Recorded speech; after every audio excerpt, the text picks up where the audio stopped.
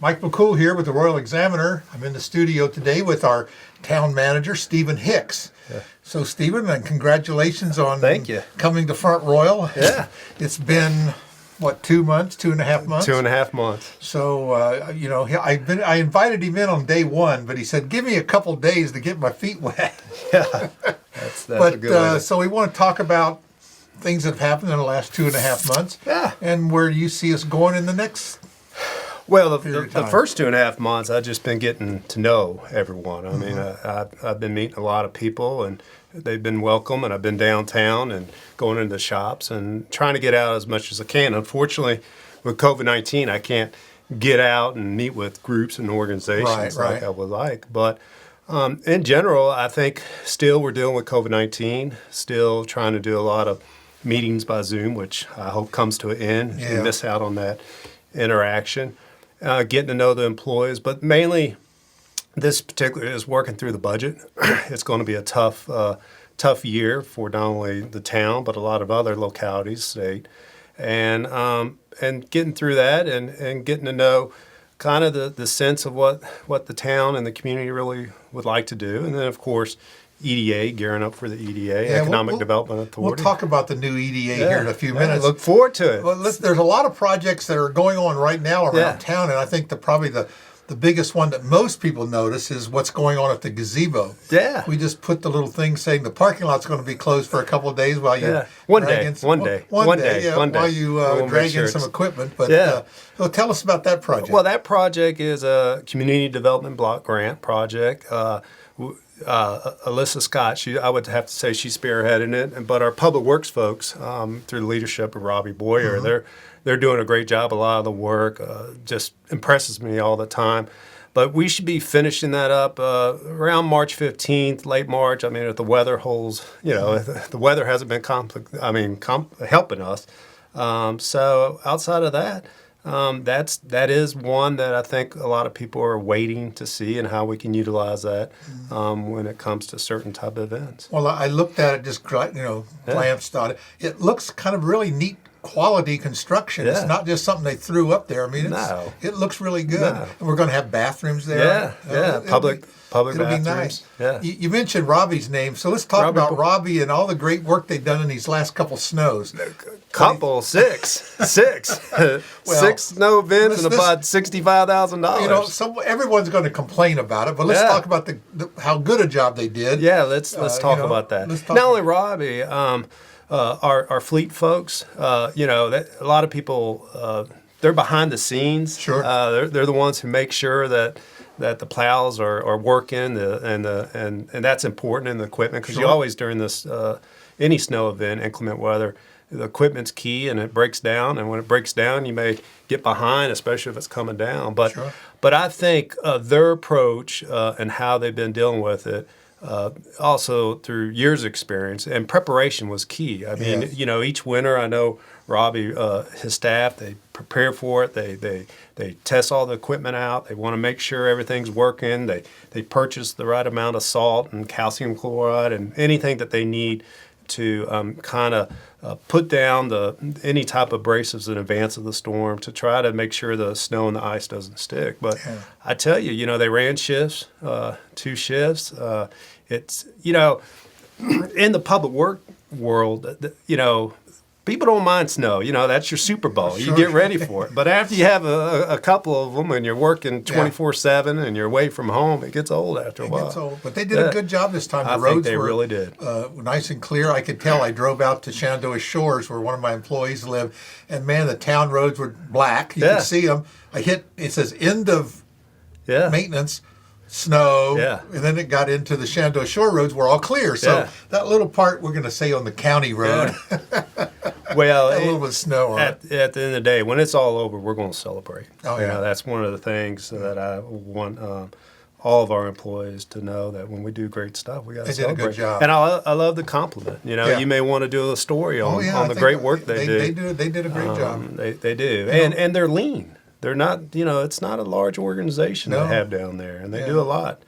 Even our solid waste folks. Well, I was going to mention we call them trash the trash people. All right. You know, the picking up the refuse. Yeah. You know? Yeah. And, let them not pick up for a week, and we'll call them different. Like last Wednesday they picked up. Yeah. And I thought, oh, they're going to move it.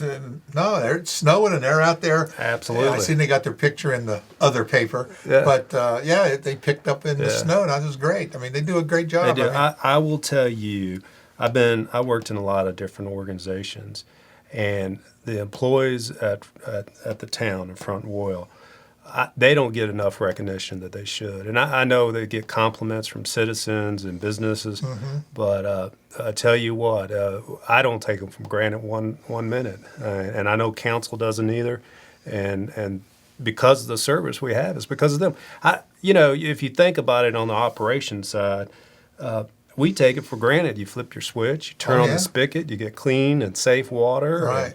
and your trash is picked up, and then how our billing office. We have some best customer service reps. I mean, very rarely do I get anyone sharing with me that our folks aren't customer oriented. I get a lot of good things, and it makes my job easy. Well, sure. When the weather warms up, we've been trying to get this story in.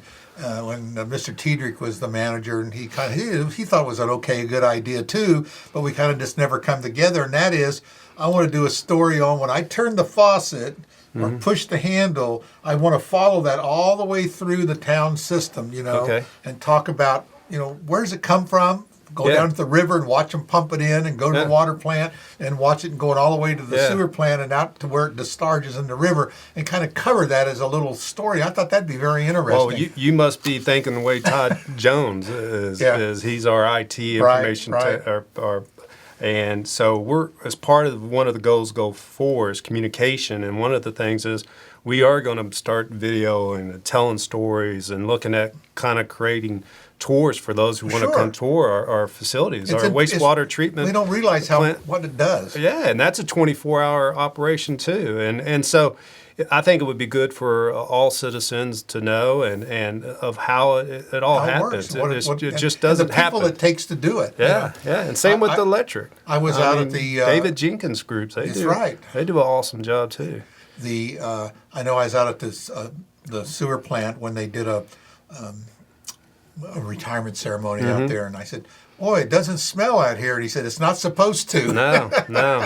He said, if it's working right, you won't smell it. It's true. You don't really notice that. No. You notice that it's in it's your great. backyard. It's great. Well, they do a great job. So we were talking about our plants, and I tell you, you get a lot of kudos from your horticulturist. Yeah. And so they get a lot of kudos because how good the town works and looks. It is beautiful. During the you mentioned that before we started about all the things that people do notice. You called it a stoplight. Well, it's called Kitchen Conversations, but Lisa Schwartz, with the Warren County Beautification Committee, they're very helpful too. And I had a meeting with her as well as Melanie Hotek and with the tree stewards. Right. And I think we need to also recognize that they play an important role in the beautification with the planting and the landscaping and the trees and stuff.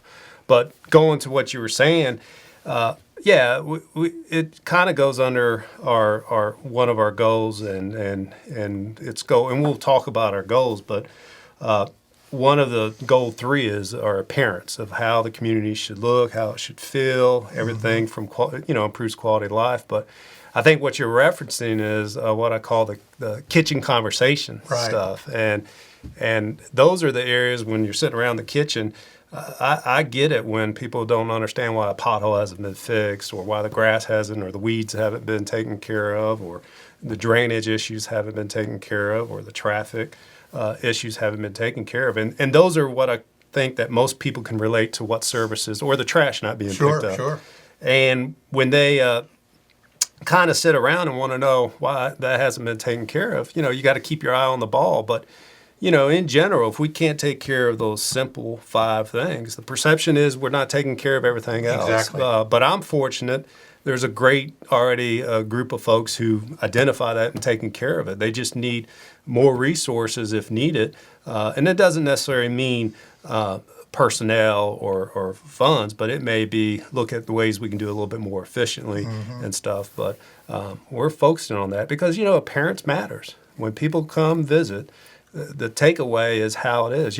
My mom will say she won't eat in a restaurant unless the bathrooms are clean. And there's something to be said about that. We say, well, we eat restaurant where the health inspector eats. Well, we don't always know who that is, but you can tell a lot by how someone's bathroom looks. I said, well, if he eats here, it must be okay. Yeah.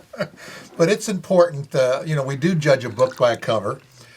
We do that. We make a first. It's that what they say. You never have a chance to make a second impression. No. So, and a lot of people do come through here, and you hear them talking all the time. Over the summer when the street was closed, we had a lot of visitors come and sit, and they say, "Oh, I wish our town did this. This is great." Yeah. And they just thought the town had that, what I call small town charm. Yeah. And it's something you just can't put your finger on. Yeah. It's just a little bit of all this perception that people have. And, I like what one time I was meeting with council member Scott Lloyd, and we were just talking and trying to get a sense of why we both, are here at Front Royal and everything. And he brought up a point that keeps on resonating with me. He said, it's the feel. When people come here, what feel do they get? Exactly. And the charm. And so that's kind of something I feel is something that I continue to think about. What will it take us to get that feel? And, and I believe in the tourism committee, the joint tourism committee, being led by, Carrie. She does a great job. Barnhart, Carrie Barnhart, the chairman, as well as we got a fortunate Bethany Deros, who's heading up with the JLL. And I think that also through the tourism has a kind of a way to get that sense of what the feel should be and why would people want to come here. Why are they coming here? When they get here, where do they stay?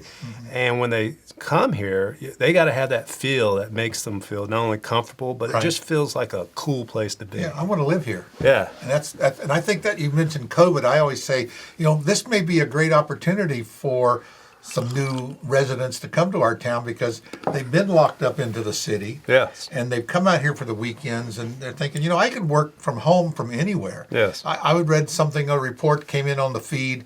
Tulsa, Oklahoma is paying people $10,000 to buy a house there, to move there, to work from home. Wow. And, they're taking some creative, Hawaii's doing some things to get people to come here to work from home. Yeah. We don't have a job for you, but if you can bring one, we want you here, So yeah, as long as they have that luxury and they don't want amenities and quality of life, to really make a town a place to stay. When businesses and even families look, typically there's a few things they look for. The workforce, obviously, when it comes to the business standpoint, but the families look for public safety, a good school.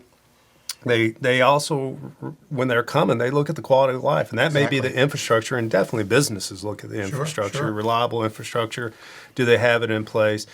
And then they do look at the governing body, the stability and their values and where they're going and how they want to improve the quality of life. And when you really think about it, we really have all that here, and we got that charm. And you talk about small towns.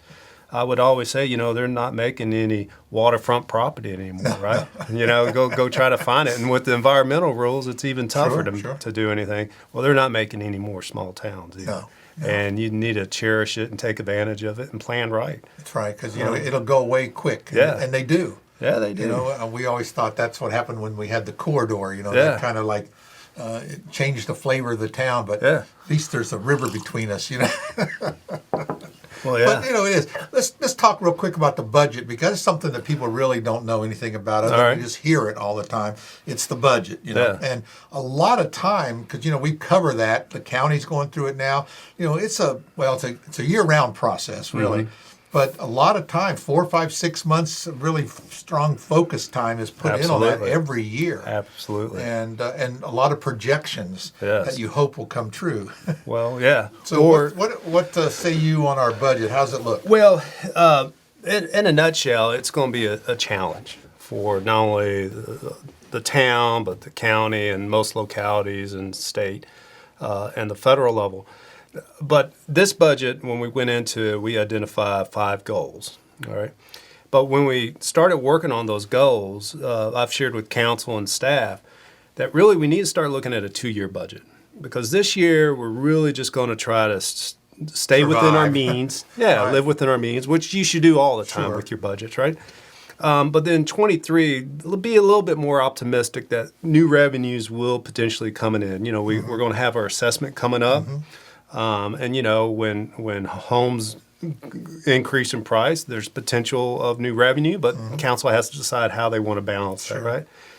So, and with COVID-19, you know, our revenues have declined, no doubt about it. And so this budget process, we were able to cut the budget by $1.5 million because we needed to do that because you have a savings account. We all have a savings account, hopefully your personal finance.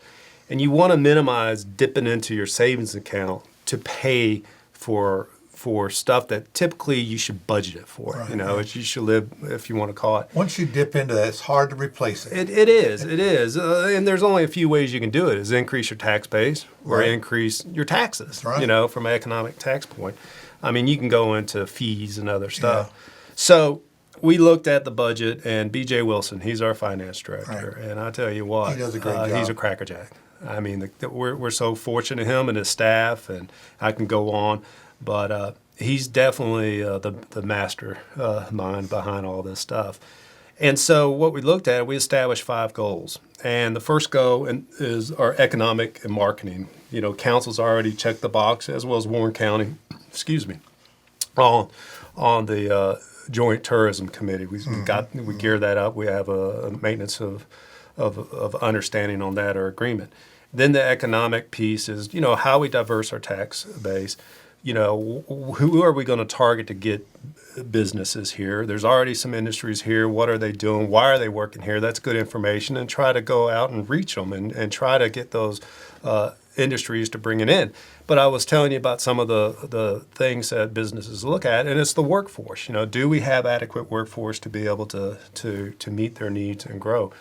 We also have opportunities through the Economic Development Authority that the council has done. And you know, that's a bold decision because what you're looking at is not necessarily, you know, what's going to happen tomorrow, but in the future. And we needed the ability to be able to plan for the future. And there's a lot of what I call the gray economy. And those are existing buildings that have an opportunity to be developed. Afton Inn's going to be one of them. We're going to move forward with that. Hopefully in 24, 30 months, that will be done. So we need to be able to redevelop or revitalize some of our existing buildings and the dilapidated buildings and do something with it. And it's important to target, and you got to be focused, and you really got to be aggressive with stuff like that. And then the other goal is our infrastructure. So we looked at the budget to find out where we can make some cuts and pull some funds. We didn't necessarily and pull those funds and put them to where we need to invest in, because for every day we delay in investing in infrastructure, it's just going to cost as much down the road. And so, you know, more pavement. We're going to be putting about close to $600,000 towards just secondary roads, another $300,000 towards primary roads, and those are your primary roads. And so those are one areas. I&I, we're going to be putting $10 million, $10.5 million. Over the years. And what I&I is when you have stormwater runoff, you have the sewer pipe. Instead of it running off and going into creeks or the storm drop inlets, they're actually going into our water and sewer system. We've got to treat that. Not our water, our sewer. Yeah, and then it goes to the plant, and you got to treat it. And then what happens is it takes up water capacity. In other words, if we were treating, you know, normal sewer up to here, and all of a sudden you get a storm and it's up to here, you know, it overflows. And that's what the potential risk is on that area. So we got to fix that area. And then we're doing other projects just from a standpoint of normal water and sewer repairs. Just when a line, you know, to try to prevent any lines breaking or anything else. I seen the crew working right around the corner here yesterday. They are. In the rain and the snow, they were out there. It doesn't matter. I tell you, when I started out my career, I was a heavy equipment operator. You know, literally I worked for VITA as equipment operator and was fortunate to move up. But I reflect on what I did. And I look now, and it's something, if you think they've been doing that for years, And it's not easy work. No, it is not easy work, and I appreciate it. It's rewarding for you to doing it, but you don't seem like it when the public looks at it. They don't realize you were out there at 2 and 3 o'clock in the morning in the cold and down in the water in the ditch. Well, imagine here you are sleeping, and all of a sudden you get a call at 3 a.m. It's 22 degrees outside, and you know you're going to have not only be out in the weather, but you're going to have to get out in the water and fix a pipe. Yeah, that's but they just do something. And they do a great job. No. So it's like you said, it's a team effort. Yeah, but they do that. Yeah, and so the other one is parents. We talked about right. it. We're going to have to do more code enforcement. We're going to have to make sure. The beautification part of our town looks good, and so that's a focus. And then the fourth one is communication. We looked at that. Our council wants to make sure that we're communicating information, and I get the business side of the incentive of trying to get information out quickly. And I get it because today's world, everyone's behind a computer. They want instant information. But our council realized we want to make sure, when we played sport, you want to be quick, but you don't want to hurry. Right, You've heard that expression. Yep. So we want to be quick getting information out, but we don't want to hurry to get the wrong information out. And I think, we have a responsibility, just like any of the media has a responsibility, to make sure that they give a fair and accurate story, because that's important, because that's how you build trust in a community. And there's a difference between trust and having someone believe what's going on. So that's one of the areas we're going to be doing our radio, our 2-minute drill, as I call it. And we're just going to try to beef it up and get it more information out on the web. And then the last one that I think is the most important one, from my standpoint, is our employees. We're looking at putting money towards wellness programs where people can get an annual checkup at the town, because a lot of times there are individuals who don't get their physical and they don't really know that they have high blood pressure or prediabetes. And so this is the way we'll do it. Emphasize more on our employee recognition, emphasizing more on cross-training, allow people to go from other departments to learn how their operation is, create that mobility for them, give them more training. In other words, a basic training program for our employees. So if you want to be a supervisor, what does it take to be a supervisor?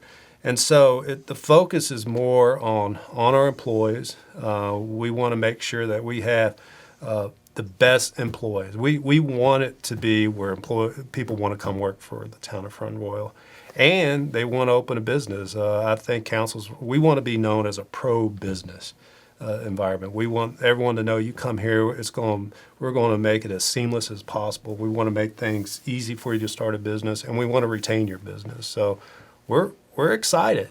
We're excited. Let's finish up on one more topic, and that is you're speaking about business and pro-business and bringing it, and that's your new job title that you're going to have next month as the executive director of our Front Royal EDA. So tell us a little bit about that. What's a title? What do you envision that entailing over the next, say, year? Well, what I envision is the number one thing we're focusing on right now, and I want everyone to hear it. We want as many people who are interested in economic development to apply. I think that's critical. The most important decision council will be making, I think, of the future, and they always say that is the people you hire. Mm-hmm. It's people you fire. Well, you try to avoid that. If you hire rock stars people who are committed or got a fire in their belly, they're not. I rather always pull someone back than push them to do something. Exactly. So, we need those people who have experience in business, and we have a mixture, a diversity. This community is rich in those kind of people. I mean, absolutely. It's just to convince them and locate them and get them to be involved, because there's a lot of people that I've met over the years here in this community that are just have that knowledge base that you're talking about. And so once we get some of our board directors on board, it's then coming up with a strategic plan of how we're going to go about running our economic development authority. How are we going to work with the chamber? How are we going to work with the county? How are we going to work with our tourism group? Because it all kind of mingles together. But the key thing is also start developing relationships with the state and seeing how their Virginia Economic Development Group can help us, and through grants and partnering with other organizations, corporations who will provide us the ability to do some studies, like the American Municipal Power. We're members of that. Sure. They often get proposals, and we're unique because we own our own energy department. And so industries and businesses, they like the fact that we kind of manage how we go about, developing our rates. And so they'll get information, proposals and stuff, and we'll respond, and we have opportunities to do a lot of different things. And it's just, I think it's just going to be different energy, and energy's good. And all I can tell, we're painting the train while it's moving right now, and we're going to have a great time doing it. Well, that's the thing, is what I've always stressed is you need to, I always envision the EDA as really being the champion for our community, whether it's the county or now the town, is to get out there and to actually be the face and the voice. It's one thing that, there's a lot of stuff that goes on behind the scenes, like our town crews and things, but we see the guys out there fixing the potholes, and we don't realize that all the work that's gone on to get them there. So I think the face and the voice needs to be out there and be a positive message for our community, because that's what we sell. Not only that, but every citizen should be an ambassador. We should always, wherever we go, there's a lot more good than bad that's going on in this town, and we need to always consistently talk about it. With the best group of people who can market the town and get information out are our citizens. That's exactly. And so we need to consistently tell people how great we are, and it's just not. It should be easy. We're great. It is great. Yeah. Well, Stephen, I really appreciate the energy you're bringing to the job. Yeah. And I did watch your little interview with your daughters. Okay. And yeah, so Rachel and Savannah. That'll be a big sell point for you there. Oh yeah. Well, I You're going to keep some of them young men in town interested. I hear you. Well, no, men. No. There'll be plenty of time for that. They are great Daddy girls. says, I got a big gun here. Well, you said it, not me. Not you. All right. That's what they said when the guy shows up to take the daughter out to the prom. The guy cocks the rifle in the background. Yeah, where you clean your guns and stuff. Oh yeah, I'm cleaning my. Yeah. Well, if you meet with my girls, they can tell you some they stories. They can take care of themselves. What I hear. So. You know what? They can. They can. I mean, literally, they are independent. There's not anything that they can't do, in my opinion. There you go. Because they like fishing, they like hunting, they like boating. What more can you ask for, right? That's right. Yeah. That's right. Well, again, I've got Steve, great girls. I appreciate that, and thanks so much for coming in, talking to us. I'm sure that we'll have many more of these in the future. Absolutely. And anytime the Royal Examiner can help you or the town to get the message out, that's what we're here for. And we really appreciate all the work that you and the staff and everyone's doing, and give our congratulations to them, okay? All right, will do. Thanks again, Stephen. Appreciate it.